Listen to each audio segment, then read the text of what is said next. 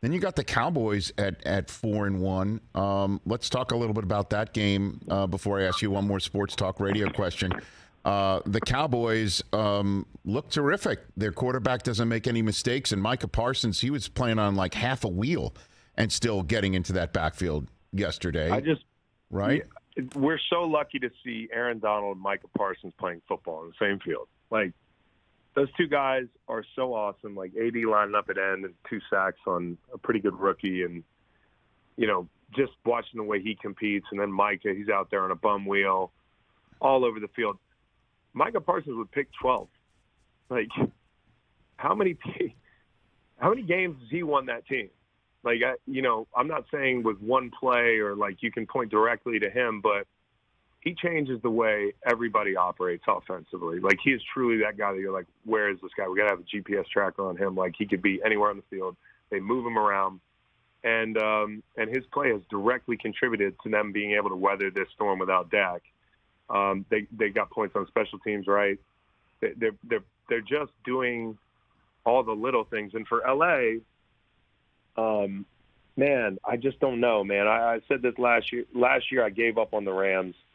It was a primetime game, and Stafford was just getting beat to a pulp. These 49ers. It was him versus the 49ers or the Titans. They went through like a 3-game stretch where they were getting out physicaled, and that's happened to them against the Bills. That happened against the Niners, and that happened yesterday.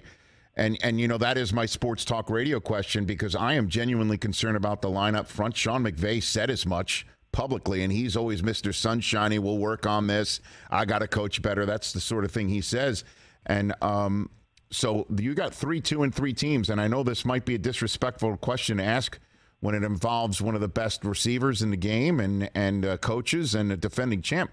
If you had to choose a 2-3 team to bet on or to place your marker on in the West, would it still be the Rams, or would you take Geno cooking, or would you take the Cardinals who are about to get Hopkins back? Well, I'll just say this, and this isn't a cop-out. I don't think any of those teams are contenders. Like the Rams have an opportunity to morph into a contender, but I don't see the bones of like a contending team.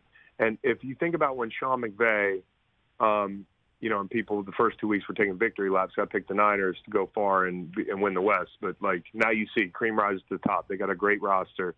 Matt Stafford is effectively a Detroit Lion again, dude. And I'm not talking about one of these like really bad Lions teams. I mean like where you got no run game, you got one great target. Obviously, Cup's not Megatron, but like you're having trouble running the football and you're taking a beating. And he's older. He's just not like physically what he was. And I think the biggest thing is when Sean McVay and that group was rolling, they had Todd Gurley, and Todd Gurley got a lot of credit, did not get enough credit.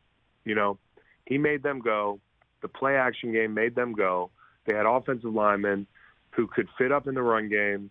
They could get you moving side to side. They had good guards. They had good tackles, and they worked in concert. And you could get the big chunk plays off play action. Everything came off of with Jared Goff, that stuff. And Matt Stafford, as good as he is, you need a run game. And, I was watching my dad a little bit yesterday on NFL Fox, and, dude with a flat top yelling at the TV to sign a fullback, like, sounds kind of old school, but it's true. Pops is right. Like, they need to run the football. And as hard as that is for, one of these boy wonder coaches that's grown up and become a champion to probably hear, it's like, you ain't going anywhere if you don't have a run game. And, if they want to lean into an identity, it would be running the rock and playing defense. The Von Miller loss was huge, but you got what you got now. And I'm not buying any of those teams. I'm really not. The only team in the NFC West I'm buying is the Niners.